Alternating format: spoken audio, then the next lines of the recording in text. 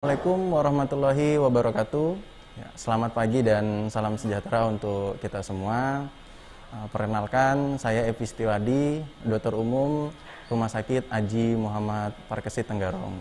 Ya, pada pagi hari ini kita akan berbincang-bincang mengenai salah satu layanan terbaru yang ada di Rumah Sakit Parkesit ya, yaitu di bidang hematologi onkologi medik. Pagi ini saya akan langsung ditemani oleh narasumbernya ya, yaitu Dr. Ridho SPPD Kahom. Nah, sebelum kita mengenal lebih lanjut nih mengenai Dr. Ridho dan profesinya, ada pepatah yang mengatakan nih, jika tak kenal maka tak sayang. Nah, oleh karena itu kita berkenalan dulu dengan Dr. Ridho ya secara personal. Nah, baik, mungkin para penonton atau rekan sejawat yang sedang menyaksikan acara pada pagi hari ini bisa membuka ya di Google, itu mungkin bisa ditulis nama Dr. Ridho, yaitu RIDHO spasi M spasi Naibaho. Nah, klik aja di situ, nanti akan muncul banyak sekali jejak-jejak digital beliau ya, baik berupa penelitian, artikel yang telah beliau lakukan selama proses pendidikan. Nah, macam-macam jenis artikelnya itu sangat luas sekali. Ada tentang transplantasi, ada tentang kemoterapi, ada tentang tumor adrenal, kemudian ada tentang trombosis kanker. Jadi ya sangat-sangat luar biasa lah. Nah, beliau ini menyelesaikan pendidikannya di Universitas Diponegoro, Semarang. Jadi tahun 2018 beliau melanjutkan sekolah untuk subspesialisasi hemato-onkologi mediknya, dan tahun 2022 ini bulan Januari beliau menyelesaikan pendidikannya dan hadir di sini ya Dok untuk Rumah Sakit Aji Muhammad Parkesit. Ya, mungkin Dr. Ridho, bagaimana kabarnya Dok pagi hari ini Dok? Sehat Dokter? Alhamdulillah sehat. Sehat ya Dokter? Ya, salam kenal dokter-dokter sekalian, Bapak Ibu yang menyempatkan pagi hari ini untuk join dengan podcast RSUD AM Parkesit ya, Dr. Evi ya. Betul Dokter, betul Dok. Semua. Amin, amin. Bisa memberikan manfaat atau topik perbincangan kita pada hari ini. Siap Dr. Ridho, terima kasih Dr. Ridho. Jadi beliau ini Dr. Ridho ya, SPPD Kahom. Nah, Dokter, sedikit Dok bercerita Dok mengenai profesi dokter.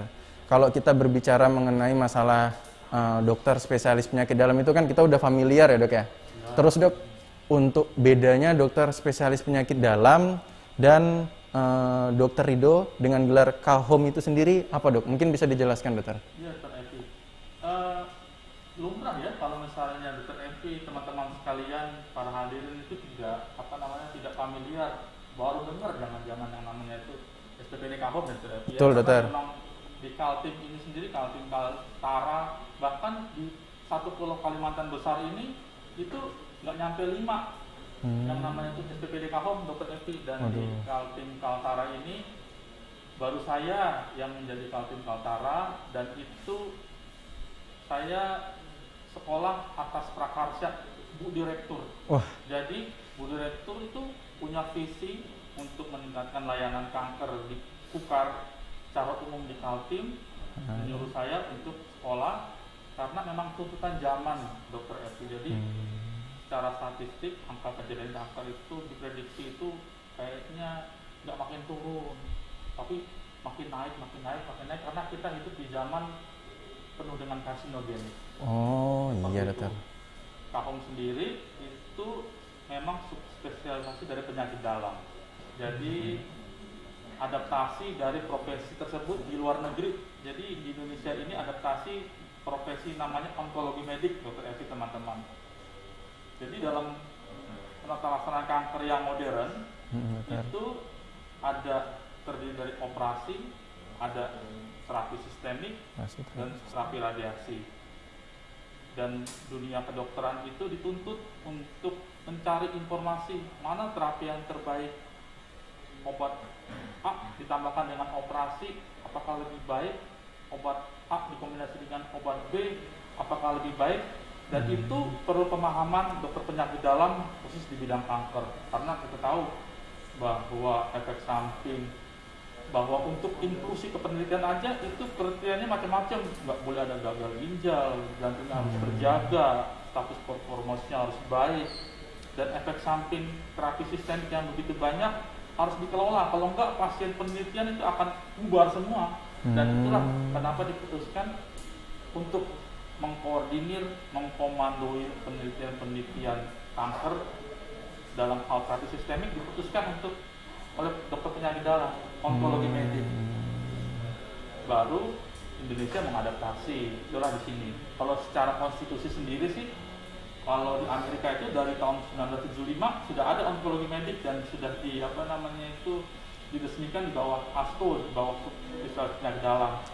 Sedangkan di Indonesia sendiri itu dari tahun 2002 pada Muktamar ID ditetapkan spesialis kahum. Jadi konsultan hematologi onkologi medik berdiri bersama Pardi dan stand with ID, Dokter Indonesia. Iya, dokter. Seperti itu. Siap, dokter. Nah, jadi ini dokter, tadi dokter Ridho tuh banyak sekali menjelaskan mengenai kanker, dokter. Nah, kalau dari namanya itu kan dok, hematologi onkologi, dokter. Nah, berarti pelayanan itu dokter, apakah hanya kanker aja nih dokter, fokusnya dokter Ridho dok, atau ada pelayanan lain dokter terkait dengan hematologi, dokter? Gimana dokter? Nah, ini juga sebenarnya kan karena teman-teman dokter Evi memang adaptasi dari luar negeri. Kalau di luar negeri itu hematologi sendiri, hematologi onkologi sendiri, onkologi medik sendiri. Tapi di di Indonesia konsultan hematologi onkologi medik masih dalam satu wadah. Jadi penyakit darah yang bukan kanker, hematologi. Kemudian frase hematologi onkologi, jadi artinya penyakit darah yang kanker. 3 besar, leukemia, limfoma, dan multiple myeloma. Kemudian onkologi medik, OM yang huruf di belakang home itu onkologi medik, artinya kemampuan untuk memberikan terapi sistemik pada kanker solid. Jadi memang luas. Jadi walaupun dokter penyakit dalam itu sudah spesialis, ada subspesialisnya di dalamnya, dan ternyata itu masih sangat luas lagi. Artinya memang seorang dokter itu memang harus fokus supaya bisa melakukan analisa, melakukan pengkajian terapi secara komprehensif. Dokter penyakit dalam sendiri mempunyai kemampuan, tapi berbeda level kompetensinya. Ada beberapa tahap yang dia harus merefer ke dokter penyakit dalam konsultan hematologi onkologi medik. Ada beberapa tahap, terutama bagian kanker, untuk taraf diagnostik dokter penyakit dalam bisa melakukan. Tapi untuk melakukan terapi itu wewenangnya dokter kahum, karena obatnya mahal, terapinya penuh dengan efek samping, pasiennya adalah pasien yang rapuh. Seperti itu. Tapi secara umum kami adalah konsultan hematologi onkologi medik itu pendalaman bidang khusus dari penyakit dalam. Jadi harus belajar dulu penyakit dalam 4 tahun, baru belajar lagi mengenai kanker 6 semester di rumah sakit pendidikan yang penyakit kanker di mana-mana. Jadi terlatih selama 3 tahun lagi, baru lulus menjadi SPPD kahum. Itu dokter. Ternyata panjang juga ya dok perjalanannya, dokter. Panjang sekali ya dokter. Iya dokter.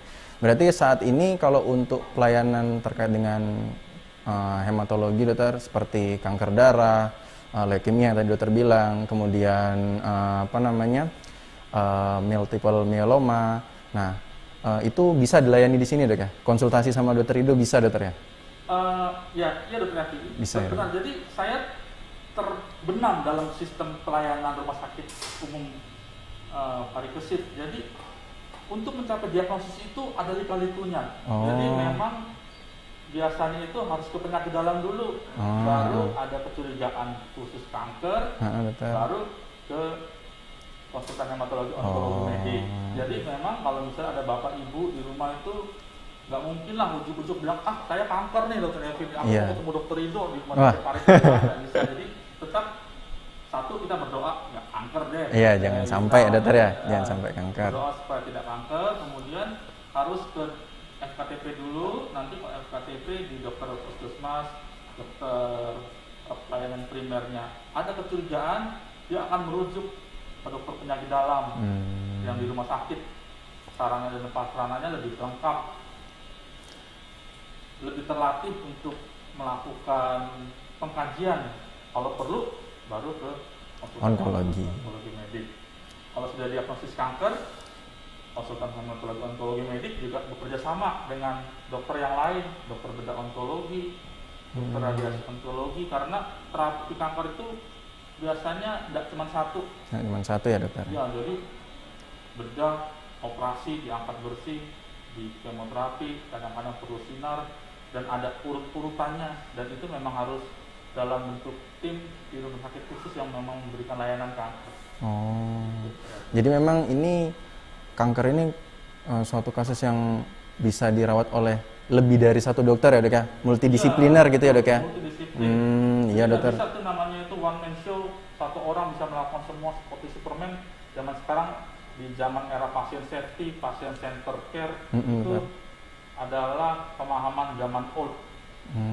Zaman now kita mencurahkan keilmuan kita yang spesifik yang kita pelajari, dokter lain dengan subspesialisasi khusus, dengan keahlian khusus mencurahkan dokter yang lain juga untuk fokus pada pasien, di mana kita merumuskan terapi yang paling baik untuk pasien. Terapi ini nggak serta merta diterapi. Kadang-kadang kita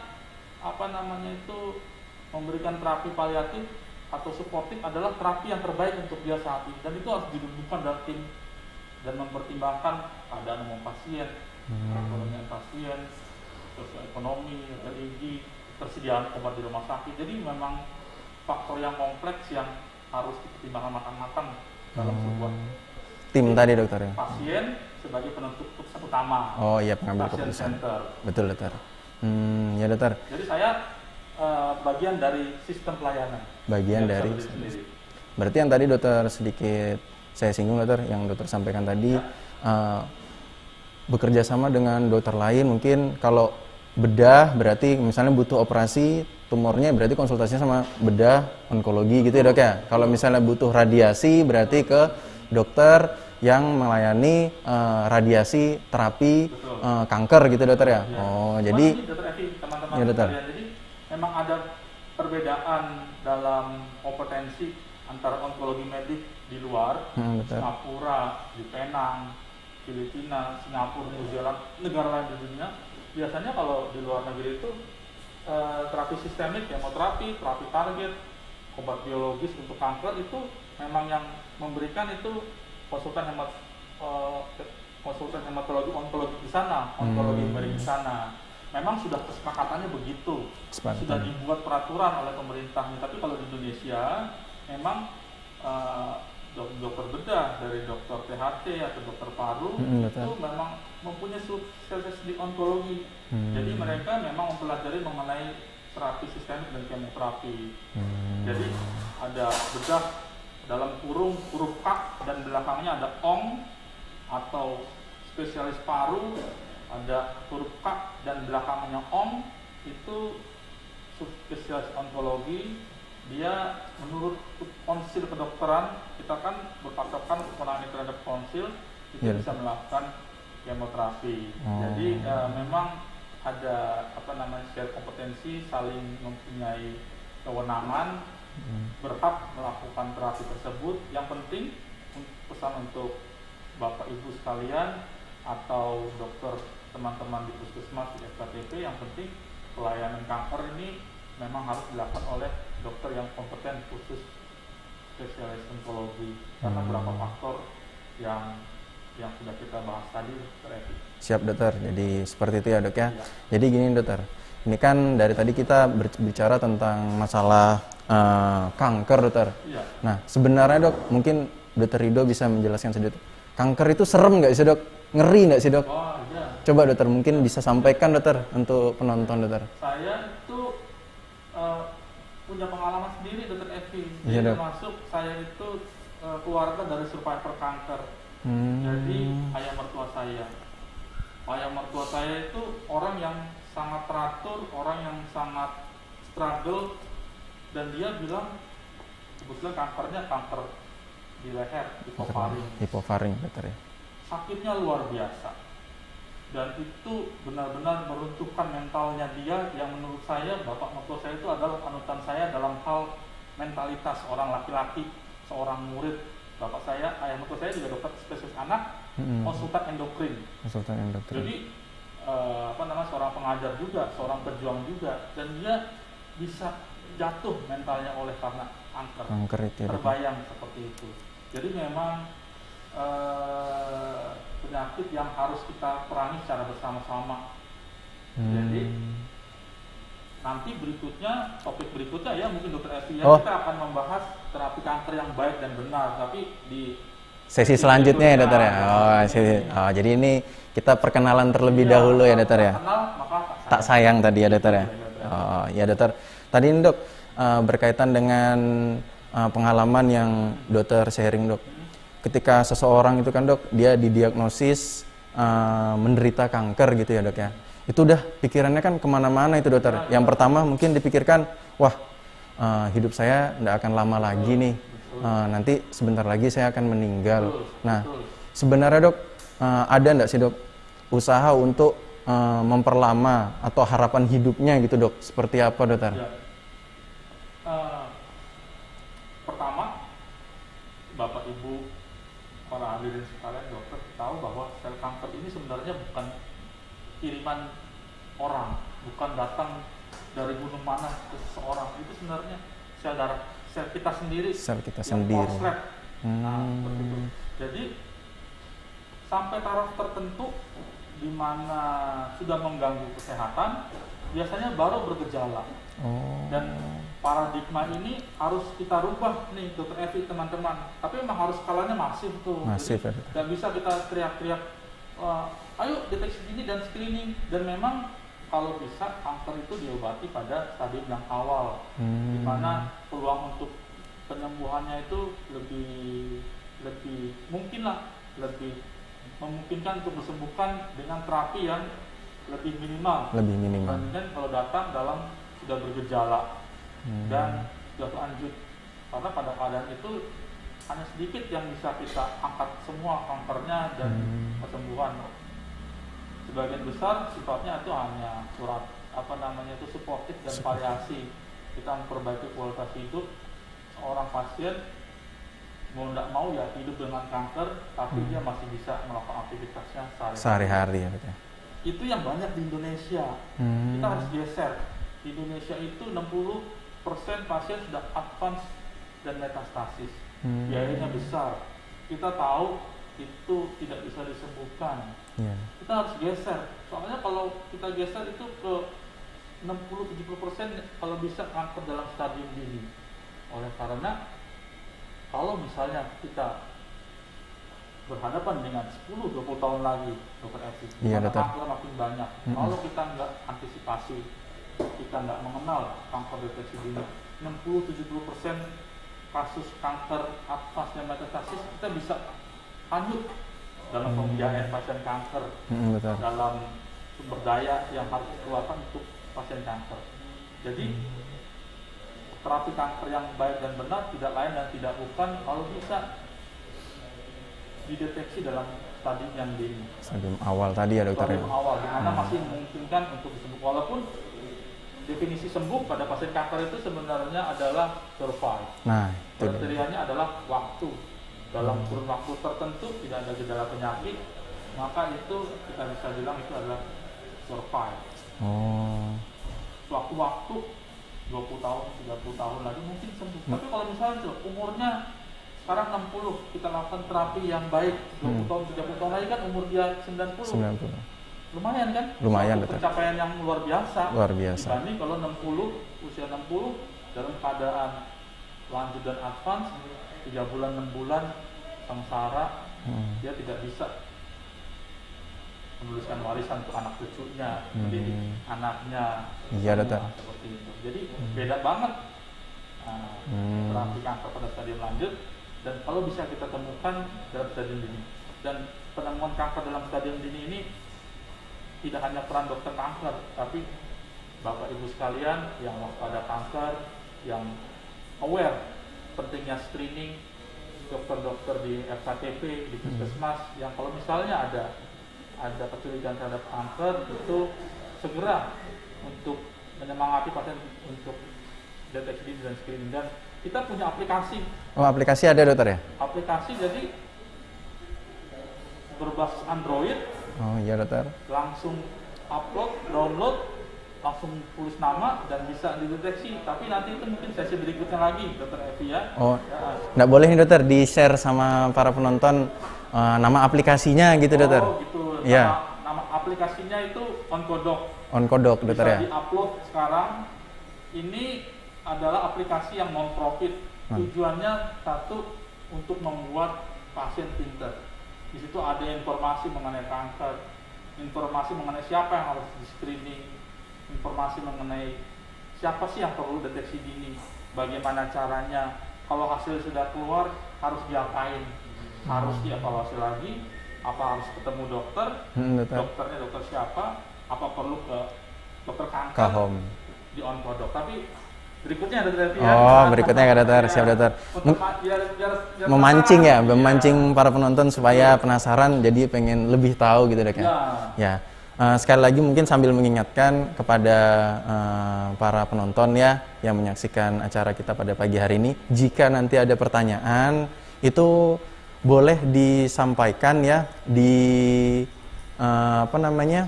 kolom komentar Zoom ya, Zoom meeting. Tulis aja pertanyaan apa yang ingin disampaikan kepada Dr. Ridho. Nanti di akhir sesi kita akan bacakan ya dok ya, biar nanti dibantu jawab oleh Dr. Ridho ya dok ya.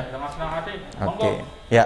Tadi mungkin udah Dr. Ridho jelaskan tuh. Jadi kalau berbicara masalah kanker ini sebaiknya datang pada fase awal ya. Jangan sudah masuk di stadium advance tadi atau lanjut tadi, karena semakin dini kita mengenalinya, prognosisnya ya dok ya, baik ya dok ya. Prognosisnya baik ya dok ya. Tapi kalau sudah stadium advance, biayanya tadi besar, kemudian untuk outcome-nya dokter ya, mungkin beda jauh ya dokter ya. Nah seperti itu. Nah dok, terus dok kalau misalnya nih dok, kita ini berkaitan dengan screening tadi yang telah dokter jelaskan. Misalnya kita ada menemukan dokter seseorang yang curiga kanker atau mungkin telah didiagnosis kanker gitu dok. Nah sebaiknya tuh upaya apa sih dok yang bisa kita lakukan gitu dokter? Ya, jadi untuk sampai diagnosis kanker itu berliku-liku dokter sekalian, teman-teman para hadirin dokter Evi. Ya, jadi kadang-kadang klinisnya itu nggak jelas, kadang-kadang itu klinisnya vertigo ternyata, ya dan memang nggak langsung ke dokter kanker, bisa ke dokter spesialis apapun dan bisa ke teman-teman dokter di FKTP. Ada yang datangnya keluarnya vertigo, tapi setelah di scan tumor di cerebellum. Ada yang datang itu keluhan nyeri pinggang, sudah metastasis dari misalnya kanker payudara. Ada lagi datang yang keluhannya ada gumpalan darah di kedua kakinya, trombosis namanya, gumpalan darah yang menyumbat. Dan di dunia kedokteran itu kadang itu trombosis merupakan tampilan utama dari kanker. Kankernya belum ketahuan, trombosisnya atau gumpalan darahnya muncul duluan.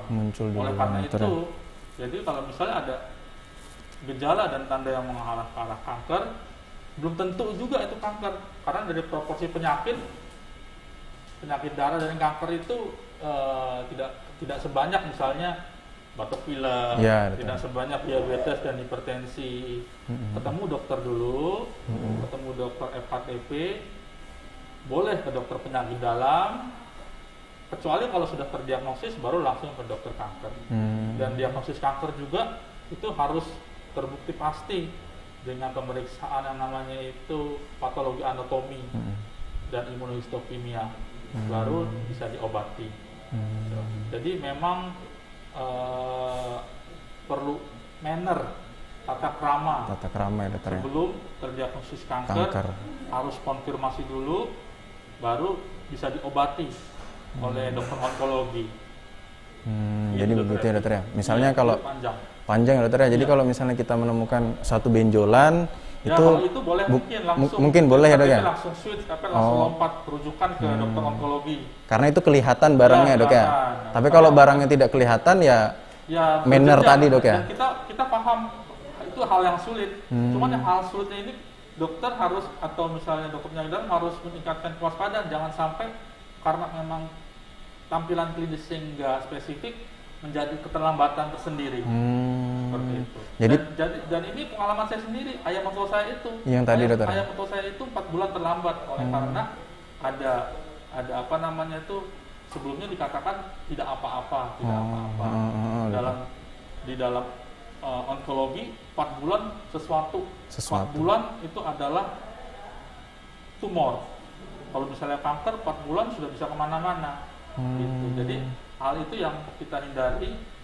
Nanti dari rumah sakit kerjasama dengan Dinkes mungkin kita akan mensosialisasikan deteksi dini kanker, cara screening, bagaimana manifestasi klinik tentang kanker ya. Mungkin itu usulan untuk apa namanya, dinas kesehatan ya dokter. Ya, dokter. Dinas kesehatan harus dilibatkan. Harus dilibatkan ya dokter. FKTP ini kan di bawah dinas kesehatan. Iya. Jadi peningkatan awareness terhadap kanker, membuat Kaltim melek kanker itu memang harus upaya yang masif. Tidak bisa rumah sakit rujukan itu bergerak sendiri. Masyarakat harus paham. Betul, FKTP harus paham. Kalau klinik kanker, nggak usah tahan-tahan deh, langsung rujuk. Nanti akan kembali lagi. Misalnya apa namanya, dan dalam suatu tatanan tim multidisiplin, dokter keluarga itu masuk. Soalnya di rumah sakit rujukan kan hanya cuma sebentar. Iya, dokter. Kemoterapi atau mendapatkan terapi, misalnya penguat tulang atau perbaikan keadaan, nanti akan kembali lagi ke FKTP. Betul, dokter. Jadi FKTP ini backbone menurut saya dalam tim multidisiplin penanganan kanker, harus dilibatkan, harus paham betul, harus melek mengenai kanker, dan berkoordinasi dengan rumah sakit, berkoordinasi dengan dokter kanker, seperti itu. Baik dokter. Jadi ini bisa ditekankan bahwa penting ya untuk mengenal secara dini tentang kanker itu, terutama kepada vaskes tingkat 1 ya dokter ya. Baik itu klinik ataupun itu puskesmas, untuk deteksi awal. Jika memang kita itu curiga ini mengarah ke kanker, jangan ditunggu lama-lama karena kita tidak mau outcome-nya jelek pas stadium advance tadi dokter ya. Sesi berikutnya akan kita bahas tuntas dokter Evi. Wah, semakin seru ini dokter. Nah dokter, sedikit dok buat penonton atau rekan sejawat yang ada di FKTP tingkat 1 dok. Sebenarnya dok, untuk deteksi kanker itu sendiri, untuk deteksi awal gitu dok, itu sulit nggak sih dok? Apakah semua orang tuh sebenarnya bisa untuk mendeteksi kanker? Ya, jadi pertanyaannya keren dokter Evi. Jadi tidak semua kanker memang bisa di-screen dan bisa dideteksi dini. Biasanya kanker yang bisa dideteksi dini itu yang bisa diakses dengan pemeriksaan fisik dokter ataupun alat sederhana. Jadi kanker-kanker yang sudah bisa dideteksi dini itu payudara, betul dokter, paru, kemudian prostat, serviks pada pria, dan colorectal cancer. Satu lagi mungkin limfoma, soalnya benjolannya kan muncul, kelihatan dokter. Dan itu bisa dideteksi. Caranya ada di aplikasi Onkodok nanti, yang mungkin sesi berikutnya kalau misalnya saya dikasih kesempatan ya dok ya, pasti akan saya kupas tuntas, dan itu akan membantu Bapak Ibu sekalian, dokter di FKTP juga untuk meningkatkan kewaspadaan sama awareness terhadap kanker. Seperti itu. Siap dokter. Ya. Nah ini dokter, selanjutnya ini kita berbicara mengenai data dokter, sedikit kita singgung dok. Untuk data dari riset kesehatan dasar pada tahun 2013 kalau saya tidak salah baca itu dokter, angka kejadian kanker sebagai penyakit tidak menular ya dokter ya, itu tuh 1,4% dokter. Ya. Kemudian berseling 5 tahun, di tahun 2018 data terakhir dokter ya, itu naik kasusnya jadi 1,8%. Mungkin tadi sedikit dokter singgung sebelum-sebelumnya bahwa kasus ini mungkin akan naik lagi gitu ya dok ya. Nah mungkin tanggapan dokter mengenai data yang disampaikan oleh riset kesehatan dasar itu bagaimana dokter? Ya dokter Evi, itu benar adanya. Itu juga kenapa alasan saya diadakan di sini sebagai jawaban atas tantangan hal tersebut. Oh iya dokter. Jadi kita hidup ini di dunia yang karsinogenik ya, yang kita makan nggak ngerti apa yang kita hirup, apa yang masuk ke dalam tubuh kita. Dan kalau kita tidak antisipasi, seperti yang sudah bilang ada Evi, kita bisa hanyut dalam tsunami pasien-pasien kanker dalam stadium lanjut dan advance.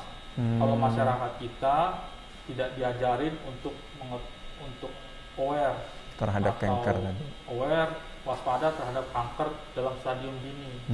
Jadi perlu diajari juga masyarakat bahwa diagnosis kanker itu bukan death sentence, bukan suatu pasti akan meninggal. Tidak. Pengobatan kanker itu juga bukan death sentence, bukan akhir dari segalanya. Akhir dari segalanya. Tapi dengan syarat kalau dideteksi secara dini. Dini tadi ya. Mungkin teman-teman sekalian, Dokter FKTP, Dokter Evi, coba renung-renung. Kalau gitu mana ya lebih untung kalau kanker didiagnosis pada stadium akhir, apa bisa didiagnosis dalam stadium dini? Bisa diambil, dioperasi. Terapinya tidak ekstensif kalau misalnya sudah ada metastasis. Kalau sudah ada metastasis, pasti berat badannya turun. Kalau ada di tulang, kita berikan obat penguat tulang, kadang-kadang menjepit serabut syaraf, kadang harus di MRI segala macam-macam, terlalu nyeri harus disinar. Aduh, dokter aja yang sehari-hari itu kasihan pasiennya. Dan empati dokter kanker itu ya sebenarnya pengen ngomong kenapa sih tidak dideteksi dari awal? Dari awal ya. Dan itu kalau tidak dilakukan, kenapa sih nggak dideteksi dari awal? Nggak kita sebarkan. Pemahaman dokter itu ya suatu saat kita akan kewalahan dengan pasien-pasien kanker stadium lanjut dan sudah metastasis. Itu topik pembicaraan kita hari ini, Dokter Evi. Kira-kira kenapa saya ada di sini merupakan program dari Bu Direktur dan Rumah Sakit Parikesit untuk melengkapi pelayanan kanker dengan harapan tentu harapannya sih nggak ada yang kanker ya. Saya harap kalau saya kosong deh. Harapannya amin-amin kalau banyak. Itu kita sudah siap, dan kehadiran saya di sini tidak hanya dalam aspek terapi. Saya mau menggaungkan bagaimana kita itu mendeteksi kanker secara dini dan awal. Saya tidak ada pasien itu tidak apa-apa. Tidak ada kanker di poli itu tidak apa-apa. Soalnya saya tahu sendiri ayah mertua saya itu gimana sengsaranya melawan kanker. Kira-kira begitu Dokter Evi? Ya Dokter. Ya. Siap Dokter. Mungkin ini juga bagian dari persiapan Dokter. Betul, menghadapi Kalimantan Timur sebagai calon ibu kota negara. Mungkin Dokter Ridho udah dipersiapkan untuk seperti itu mungkin Dokter. Ya, kita semua harus mempersiapkan diri kalau jadi ya. Soalnya kan pasti kita harus meningkatkan pelayanan. Siap Dokter. Ya. Nah ini Dokter, selanjutnya ini berkaitan dengan terapi medis terkait dengan onkologi tadi Dokter. Bagaimana tanggapan Dokter mengenai terapi komplementer atau terapi alternatif Dokter? Nah itu sebenarnya kita harus bersifat bijak tuh seperti apa Dokter? Iya. Memang ini yang paling banyak beredar di masyarakat ya. Satu, karena yang paling terdekat itu tetangga, bukan dokter. Dokter harus jalan jauh, naik kora-kora apa naik perahu baru ketemu dokter. Jadi biasanya itu ada input dari saudara, dari tetangga, dan memang ada terapi komplementer dan terapi alternatif. Terapi komplementer itu memang sifatnya mendampingi terapi utama. Terapi utama ya tadi operasi, terapi sistemik, dan penyinaran. Dan terapi komplementer ini macam-macam. Tai chi, relaksasi, aromaterapi, herbal, segala macam-macam. Dan kita tidak menutup mata, ada sesuatu hal yang memang tidak bisa dijangkau dengan medis, dan dengan terapi komplementer dengan sifatnya relaksasi itu membantu. Sehingga setidaknya meningkatkan well-being, kebugaran, kemudian rasa untuk semangat untuk hidup lagi, dan itu penting. Dan itu tidak bisa dijangkau dengan terapi medis, dan kita tidak menutup mata asalkan dia tidak menggantikan terapi medis. Yang penting adalah kita harus tahu terapi-terapi komplementer ini mana yang mungkin mengganggu kesehatan dan bisa bereaksi silang dengan terapi. Yang paling penting adalah herbal. Herbal kita nggak ngerti komponennya apa, dan ini bisa bereaksi secara kimia mengganggu liver ataupun mengganggu ginjal. Pada waktunya ketika harus berobat dokter kanker, karena terapi herbal ini itu malah membuat kita tidak bisa maksimal, ada gangguan ginjal, ada gangguan fungsi hati. Dengan terapi alternatif kita tidak menganjurkan. Intinya sih seperti ini. Jadi umumnya masyarakat jangan terbuai dengan promosi-promosi dari terapi komplementer atau terapi alternatif. Obati kanker tanpa operasi, sembuh tanpa kemoterapi. Iya. Itu menurut saya sih to be true deh. Harus dikonfirmasi. Tapi memang indah banget ya didengar. Iya, tapi harus dikonfirmasi. Betul. Klarifikasi dengan dokter terdekat, dengan dokter FKTP, Bapak Ibu, atau ditanyakan ke dokter spesialis penyakit dalam atau ke dokter kita. Informasi seperti ini juga ada di aplikasi, dan sebenarnya dibuka di internet juga, asal sumbernya valid itulah dipegang. Yang penting jangan terlalu terburu-buru untuk mengambil suatu keputusan. Silakan berkonsultasi dengan dengan bidangnya gitu deh. Tenaga medis yang dan mengerti tentang itu. Soalnya begini dokter, kebetulan saya kan jaga di IGD dokter. Kadang itu kita menemukan pasien ya dokter, itu datang dengan benjolan, dia tidak pernah berobat ke dokter spesialis gitu dokter. Nah, tetapi dia memilih untuk herbal, sudah dikasih ini, dikasih itu. Nah, akhirnya datang dengan kondisi yang sudah jelek dokter. Seperti itu dokter. Ya, itu yang kita hindari. Kita harus nggak ada bukan, kita harus memberikan edukasi ke pasien, di smart patient. Sebab periode waktu saya udah ngomong. Iya, yang tadi dokter ya. Time is tumor. Kalau misalnya di jantung, time is muscle. Iya, time is muscle. Is tumor. Waktu demi waktu itu berarti. Sebab semakin lama kanker dibiarkan, dia kalau itu adalah benar kanker, dia akan menyebar dan itu akan merubah konsep terapi. Tadinya terapi ya stadium dini kita bisa operasi, keadaannya masih baik. Dokter. Pada stadium lanjut, ya kadang-kadang nggak bisa dioperasi. Terapi sistemik juga ada komplikasi dalam macam-macam. Mungkin pada keadaan tertentu malah membatasi terapi kita dan kita tidak bisa maksimal, tidak bisa optimal. Outcome-nya pun sudah kita bahas. Iya dokter. Outcome-nya itu kita hanya paliasi, hanya untuk memperbaiki kualitas hidup. Jadi kontradiksi deh kalau kita bisa mengobati kanker dalam stadium awal. Siap dokter. Ya, sekali lagi mengingatkan kepada para penonton atau peserta, jika ada pertanyaan boleh ya disampaikan di Zoom meeting, ditulis aja di chat apa yang ingin ditanyakan, nanti kita akan jawab. Nah dokter, pembahasan kita ini kan dok banyak sudah dokter, dan materi-materi yang disampaikan ini seru sekali dokter, seperti itu dok. Nah jadi sebagai penutup dokter, ini kan Rumah Sakit Aji Muhammad Parkesit saat ini berupaya untuk selalu meningkatkan pelayanan kesehatan, terutama di wilayah Kabupaten Kutai Kartanegara ya dokter, dengan salah satunya membuka layanan polihematologi onkologi medik yang saat ini kita bawa, ini kita sampaikan dokter. Ya tadi seperti mungkin Dokter Ridho bercerita, kalau bisa sih jangan ketemu saya, mungkin kayak gitu dok ya. Karena siapa sih dok orang yang mau menderita kanker, yang tadi dokter bilang mertua ya dok, pengalaman pribadi ya dok ya. Siapa sih yang mau menderita kanker, baik itu kelainan darah ataupun tumor solid ya dok ya.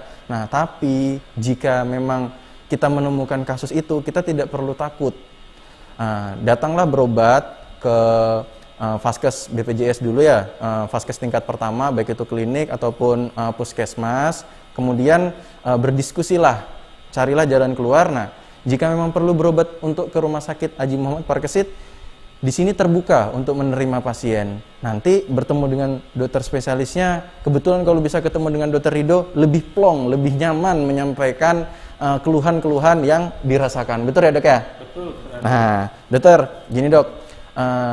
Mungkin bisa disampaikan dokter kepada para penonton yang menyaksikan dok, jadwal polinya Dokter Ridho itu di Rumah Sakit Haji Muhammad Parkis itu hari apa aja dokter, sama jamnya jam berapa aja dokter?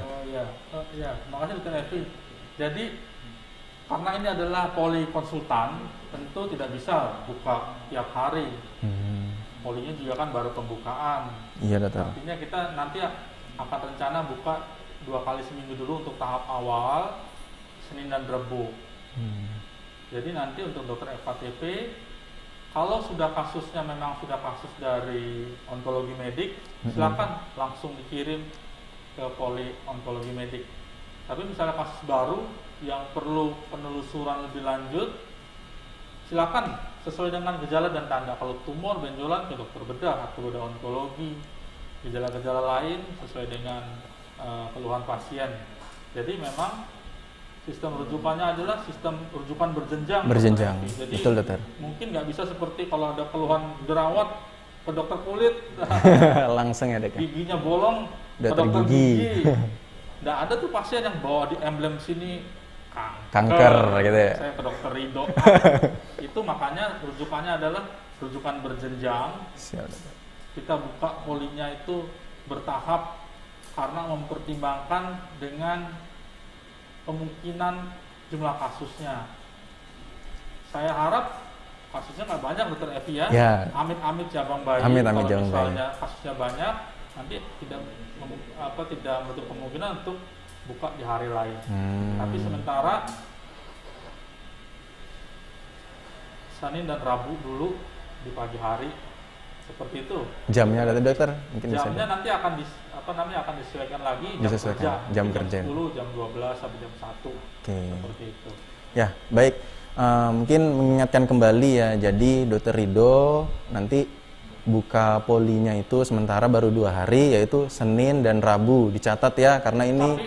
Tapi tentu dokter akan melakukan pelayanan setiap hari. Setiap hari dokter jika ya. ada konsulan atau ada kasus baru akan diprioritaskan. Iya dokter. Untuk buka poliklinik itu Senin Rabu. Dokter ada terus setiap Ya, hari. dokter. Bahkan bukan hari kerja pun dokter ada di Tetap sini. masuk ya dokter ya. Seperti itu. Jadi orang lain pada tamasya, jalan-jalan ke Balikpapan, dokter yang dipikir bangun tidur, mandi, Visitor. Seperti itu. Jadi ini adalah dedikasi dokter ya. Siap dokter. Walaupun bukan hari kerja, tetap mengutamakan pasien.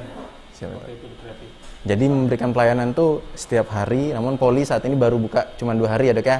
Ini adalah soul kita, dokter. Soul, siap jiwa dokter. kita, Siap identitas dokter. kita. Nggak usah disangsikan, walaupun polinya cuma 2 hari, Anda akan Tapi dilayani totalitas. total. Totalitas ya dokter ya? Iya dokter. Siap dokter. Ya. Nah, kenapa saya memberikan penjelasan seperti ini penting dokter mengenai masalah rujukan? Karena kasihan dokter, kita kan ini Kutai Kartanegara ini wilayahnya luas dokter.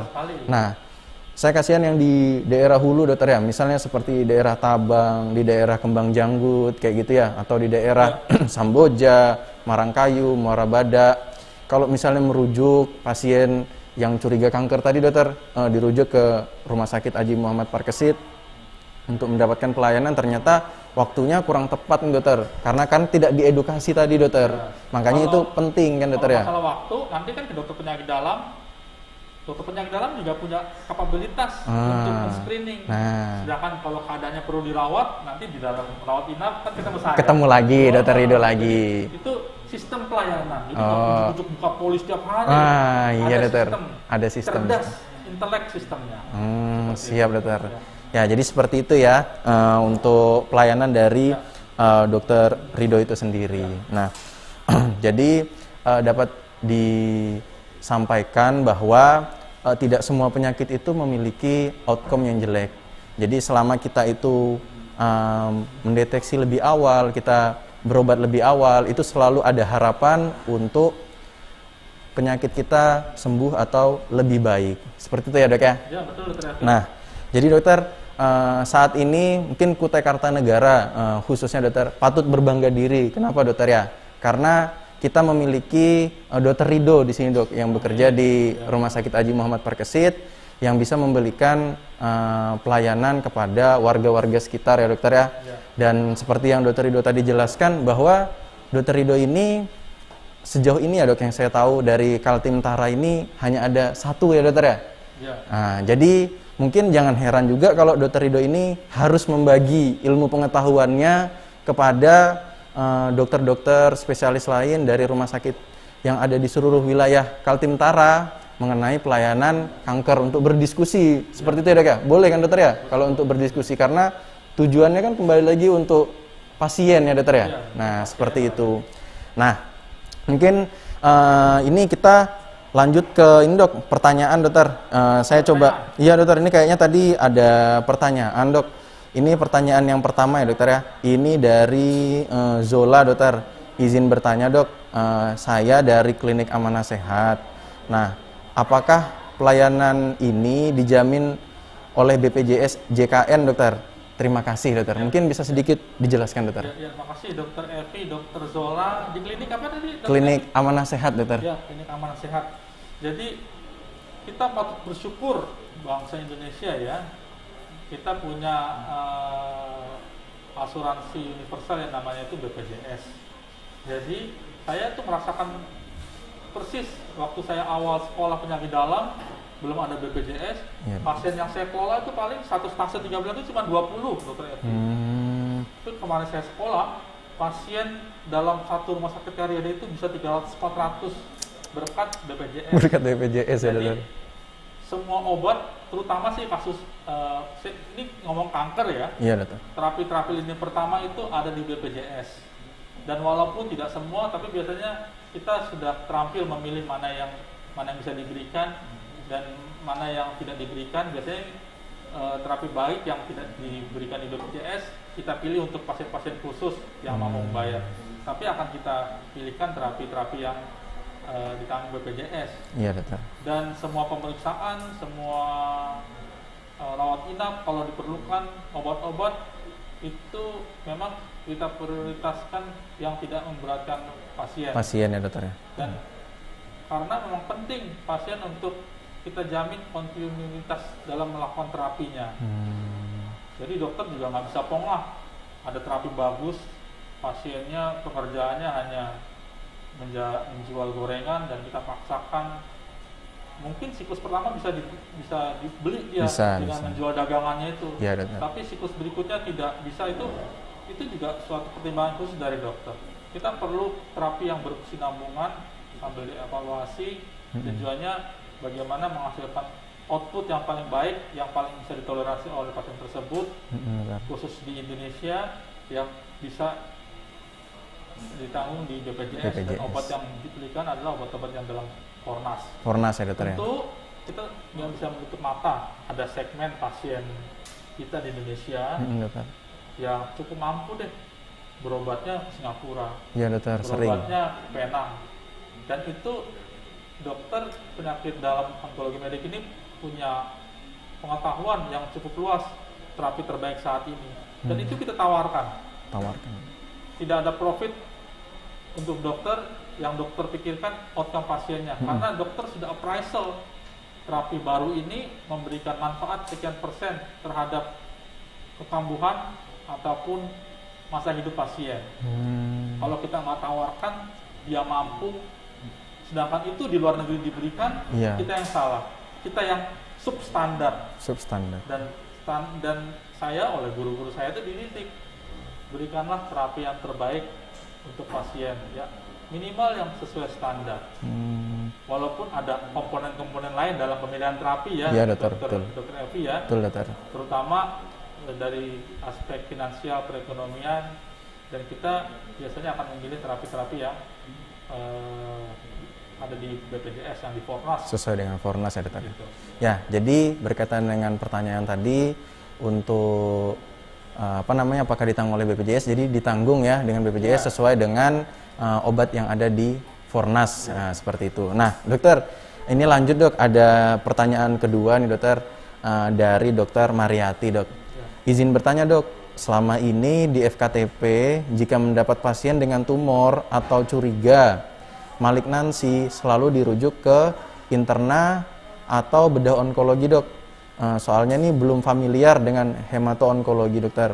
Untuk kedepannya, apakah ada kriteria pasien kapan harus dirujuk ke polihemato-onkologi atau ke poliinterna atau ke bedah onkologi? Dan kalau boleh tahu, mulai kapan dokter pelayanan hemato-onkologi medik ini di Rumah Sakit Haji Muhammad Parkesit? Mulainya tuh kapan dokter? Gini tuh. Ya. Terima kasih dokter Evi, dokter Mariati, senior saya juga dokter Mariati ini. Prinsipnya itu ke dokter siapapun, ke dokter penyakit dalam atau dokter bedah onkologi di Parikesit akan mendapatkan pelayanan yang sama sesuai dengan kebutuhannya. Jadi kalau ada benjolan, silakan ke dokter bedah onkologi. Ada masalah mengenai kesehatan, silakan sesuai dengan keluhannya. Kalau perlu penyakit dalam, penyakit neurologi, terkait dengan bidang saya khusus, onkologi medik dan hematologi, kalau ada kecurigaan terhadap itu, nanti dokter spesialis akan mengkonsulkan untuk merawat bersama. Merawat bersama. Saya tugasnya adalah menganalisis konfirmasi kanker. Ini kanker apa enggak? Kalau kanker, nanti terapi sistemiknya bagian saya. Terkait dengan bedah atau dengan terapi penyinaran, itu ibaratnya masing-masing subspesialis ini harus berkoordinasi dengan baik. Dokter Evi pernah dengar di Barcelona ada trio MSN? Pernah dokter. Wah, hits itu dokter dulu pada zamannya dokter. Neymar, Messi sama Suarez. Kalau pelatihnya nggak benar, 3 orang ini, kalau saling egois, yang ada acak adut, mereka yang super skill tidak akan menjadi tim yang kokoh. Betul dokter, betul. MSN ini harus saling mengendorkan egonya, bekerja sama. Kalau saling, saya mau nyetak gol, saya mau dribble bola. Betul dokter. Tidak jadi tim yang baik. Kira-kira itu adalah tim onkologi dimanapun targetnya. Sasarannya harus bekerja seperti itu, harus menurunkan egonya. Yang penting adalah pasiennya terlayani. Jadi outcome-nya itu untuk pasien ya dokter. Untuk pasien kalau itu. MSN gimana caranya timnya menang, golnya banyak. Jadi nggak mikirin harus saya yang nyetak gol. Iya, yang penting golnya banyak, harus saya menang. yang berterapi. Seperti itu. Siap, dalam tim ketika dibutuhkan Pak Hong ikut main. Ketika bedah onkologi silahkan. Gitu seperti dokter. itu. Siap dokter. Saya rasa ini jelas dokter. Terus dokter, ini ada pertanyaan terakhir tadi dokter. Yang untuk pelayanan hemato-onkologinya ini kapan dokter mulai dibuka katanya dokter? Ini masih dalam persiapan sih dokter. Dalam persiapan ya dokter. Persiapan verifikasi BPJS. Insyaallah seminggu 2 minggu lagi mungkin ke dokter penyakit dalam dulu atau dokter bedah dulu enggak masalah, itu cukup netral. Di rawat inap saya sudah bisa merawat pasien. Kalau diperlukan nanti akan ada ekspertise dari onkologi medik dari saya. Iya dokter, siap dokter. Dokter, boleh kah dok? Ada satu lagi nih ternyata dok. Pertanyaan masih bisa dok? Silakan. Bisa dokter.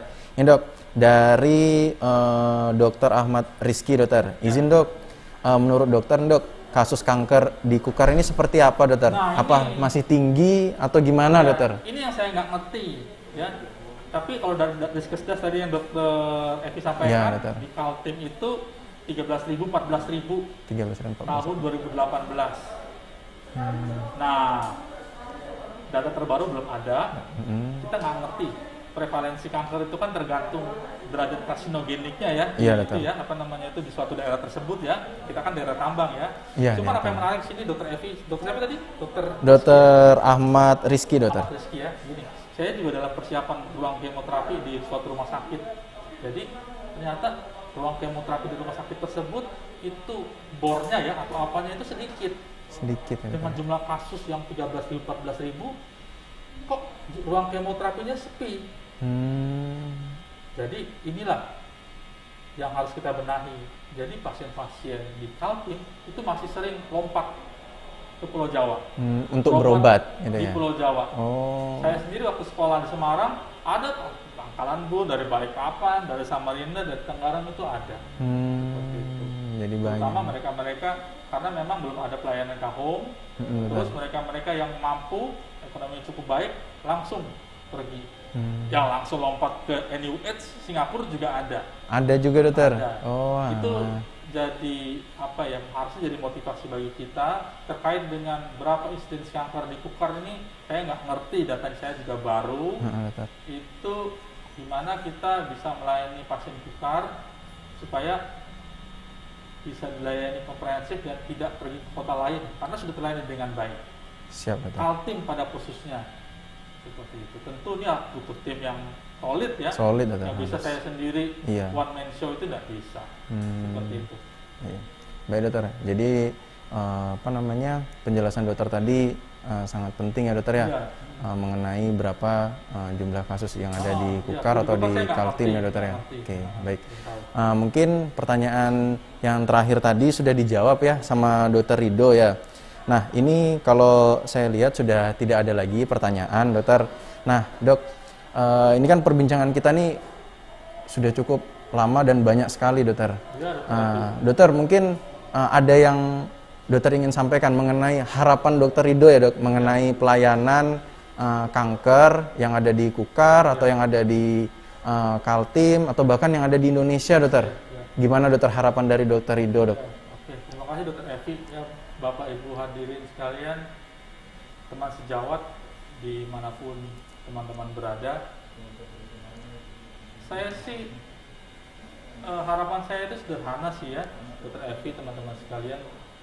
Saya mau itu, saya ingin bangsa Indonesia, masyarakat Kukar itu mendapat pelayanan yang standar terhadap pelayanan kanker, yang setara dengan bangsa lain.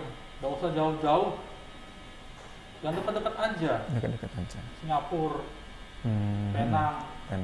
Soalnya banyak bangsa kita itu, terutama mampu itu berobatnya ke sana. Iya, banyak dokter.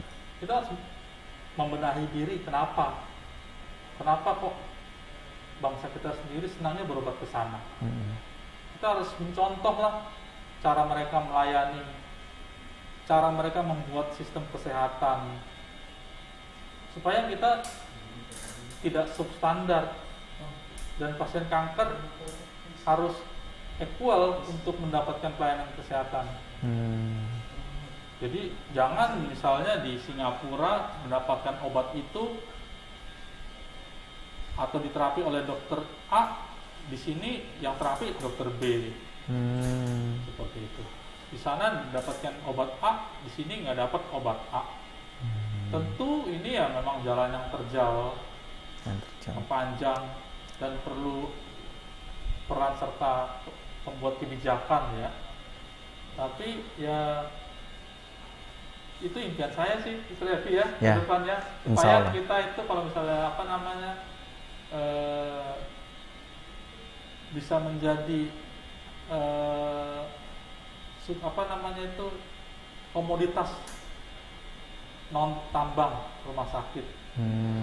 Bagaimana menjadi hospital tourism, jadi orang kalau mau berobat kesini. Iya, paham. Pelayanannya baik, terapinya standar, dikenal di mana-mana. Iya. Seperti itu. Kesehatannya baik. Iya dokter. Ya, kira-kira begitu deh. Setuju dokter. Mungkin jangan hanya berpikirnya bahwa mungkin Kukar, tambang. Betul yang dokter bilang tadi kan. Mungkin nanti kesini itu untuk berobat gitu loh kayak. Ya, untuk berobat.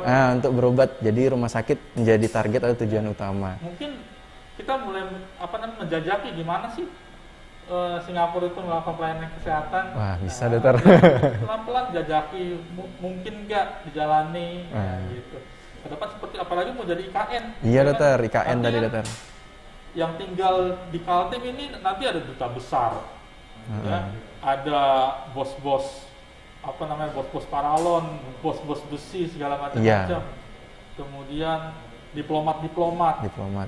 Kita harus siap untuk pelayanan yang standar bagi mereka. Iya, betul. Jangan sampai nanti saat udah datang kita nggak siap gitu deh. Iya, masih gagap atau gimana. Tidak hanya dalam pelayanan kanker sih, semua aspek pelayanan kesehatan dokter ya. Gitu.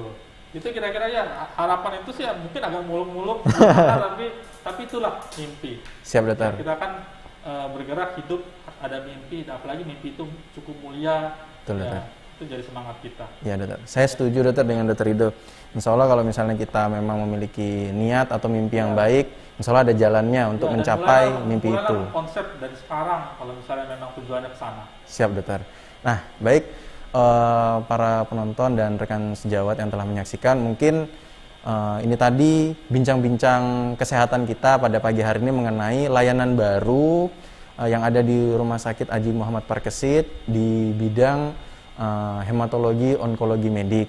Nanti akan dilayani oleh Dr. Ridho SPPD Kahom. Dalam sebuah tim ya? Dalam sebuah tim. Jadi sendiri. dalam sebuah tim. Jadi tak di tim-tim yang udah dijelaskan oleh Dr. Ridho tadi ya. Jadi bukan hanya Dr. Ridho bekerja sendirian, tapi Dr. Ridho akan bekerja bersama tim. Mungkin bisa disebut tim onkologi gitu dok ya. Jadi semua terlibat di dalamnya dok ya. Mungkin belum sebuah tim onkologi yang dalam benak saya mendapat pendidikan di pusat kanker ya. Ya pelan-pelan kita akan menuju ke sana. Tapi yang pasti ada bagian-bagian lain yang turut bekerja ya, penyakit dalam secara umum, onkologi, hematologi, onkologi medik.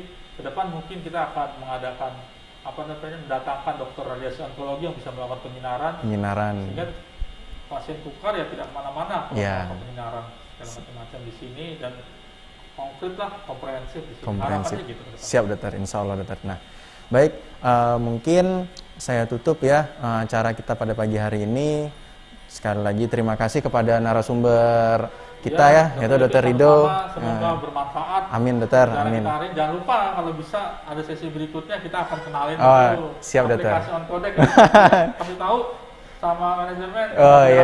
Iya nanti siapa tahu untuk dokter, untuk menyampaikan tentang aplikasi Oncodec tadi dokter ya. Untuk episode kedua mungkin dokter, episode kedua dokter. Ya. Mungkin itu yang dapat kami sampaikan. Terima kasih sebelumnya. Saya tutup. Wabillahi taufiq wal hidayah. Assalamualaikum warahmatullahi wabarakatuh. Selamat pagi dan salam sejahtera untuk kita semua. Selamat siang semua. Terima kasih.